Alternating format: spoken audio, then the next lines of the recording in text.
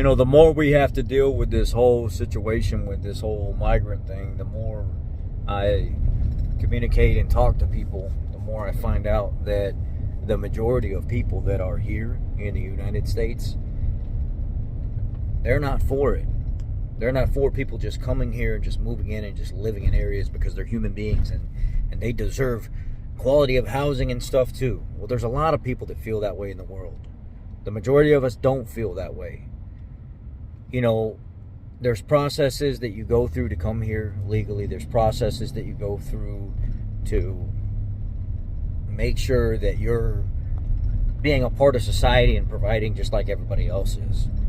But what happens when the millions of dollars that Chicago is wanting to dump into the migrants for 6 months with their furniture stipend and their apartment stipend and their medical that they get and everything else, what happens to the taxpayers' dollars when there ain't nothing left to give them after 6 months?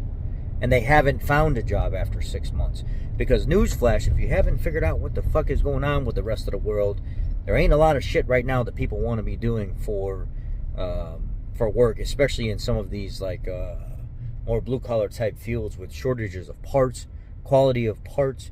A lot of people aren't just trying to hire, flooded positions of migrants to work in their business and stuff like that, to be honest with you. In the automotive field, we're having an issue right now with the UAW striking and part supply shortages and recalls, like millions or billions of dollars worth of recalls that are really starting to throw shade at the manufacturers and stuff for the quality and the shit that they've been putting out lately over the last few years.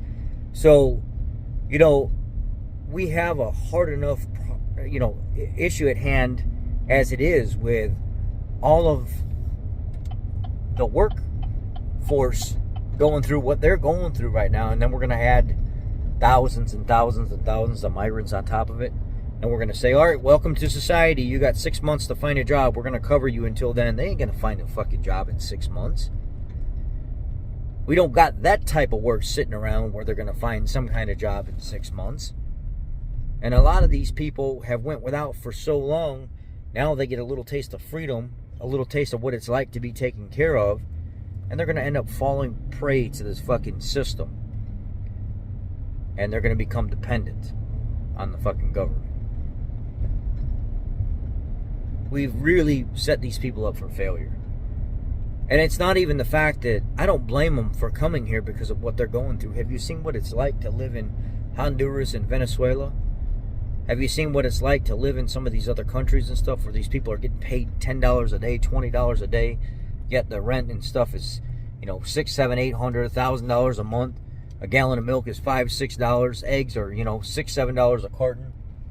Have you seen what it's like when they make the shit money that they make and they try to provide for their families? It's terrible. Their countries are absolute terrible when it comes to the quality of life and the living that the people make being there. So I don't blame them for coming here. But what I do blame them for is coming here illegally.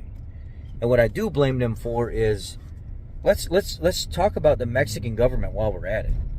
The Mexican government exploits the people that are coming through there, especially when they know they get them through the southern border and they can get them to work in their compounds and stuff for 6 months or so before they get their pass, their ID or whatever it is to be able to roam Mexico. Yeah, there's such a thing. I bet y'all didn't know that, did you?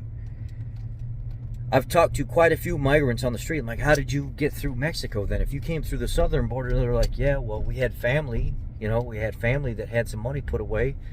We have family that's been living in the United States. And they saved a bunch of money to help us get here. And we, just get to the southern border and we pay a coyote $1,500 to get us in. And then we kind of sneak around areas that people don't travel and they're not habited, or they're inhabited. And it's kind of dangerous. They walk us off into the off-beaten trail and stuff like that until they can get us around to an area where we can get to like a government consulate or something there. And then we work for 6 months on a temporary program. And then after 6 months, they give us like passes to now we can live in Mexico after they've used us for about 6 months and given us minimal to no money at all.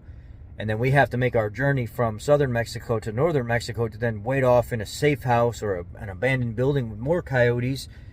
And then we end up paying them another $5,000 to $6,000 to get into the United States. And then we end up in Texas. And then we try to figure out from Texas which way we're spreading out. Either it's New York, California, or Chicago typically. And lately it's been heavily Chicago. So we got to come out of pocket a lot of times $6,000, $6,500, $7,000 just to get here. And that's loved ones that are either in the United States that have been saving up to get us here, or people are like our parents or uncles or aunts from Mexico or Venezuela or Honduras. Our families have been saving up to try to get us here for years and years and years. And now that we're here, our whole goal is to continue to make as much money from the United States as possible, sending as much money as we can back to where they're from, so they can do the same thing with their family. And then sometimes they cycle every 2 or 3 years. They'll go back, they'll take a bunch of cash that they made here back, give it to their family, and then they'll sneak right back in again, hoping that they don't get caught. Some people do get caught, and they can't come back in for 5, 6, 7 years, whatever it is, before they have to try again. Yet our cities are making it easier and easier for them to just come here and live on the taxpayers' dollars, on the taxpayers' dime, while they take housing and stuff and assistance away from other people because they're here now, illegally. At some point, the cities cannot be, they will not be able to sustain this. At some point, it will be an all-out battle in the streets. At some point, the police and the government won't be able to do anything to control it. It's going to come down to, back in the day, it was the gangbangers. It was their shot callers and stuff like that. It was the people in the community and stuff that would take care of the problem themselves. If they were tired of something happening in the community, they would put a kibosh to it, because the police and the government couldn't do anything about it or wouldn't do anything about it. It'll grow to a point where they won't do anything about it. And then we'll have another version of MS13. Just like happened in California whenever they started migrating to Southern California. And then the locals didn't like it. They started fighting back. And then the Hispanics, the Venezuelans, the Hondurans, wherever they're from, they started getting together and they created their own gang that eventually would be one of the most dangerous gangs of all time, the MS13.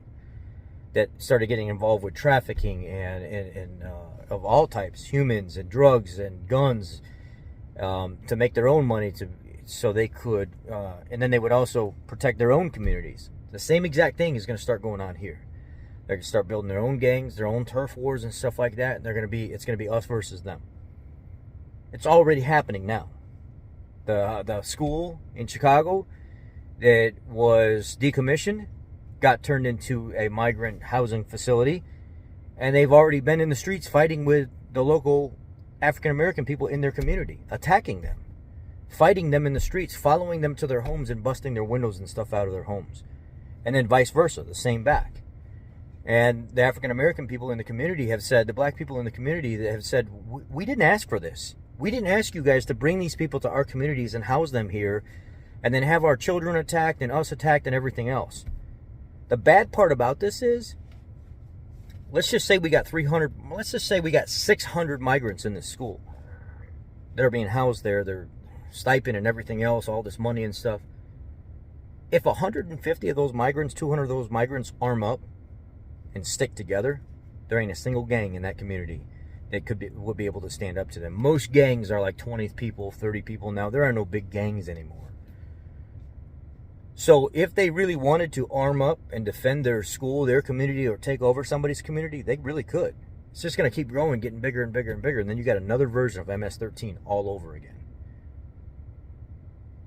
These people were willing to die and put their life on the lines, their families' lives on the lines, to come here. Don't think they're going to fight for the freedom that they have while they're here. They'll die for it. And you get in the way and see what happens. Y'all better be ready.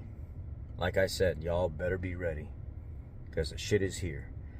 And they're busing them in by the bus loads, one after the other after the other. Better get with the program real quick. I love y'all. I'm praying for you. Get your shit together. Get your affairs together. Make sure if you ever have to come to a point where you're defending your community or you're having to stand against the government or authority, law enforcement, that you're doing it. And I would hope that when it comes time, law enforcement is on our side and not theirs. Because there may come a time real soon. Y'all be blessed. Take care.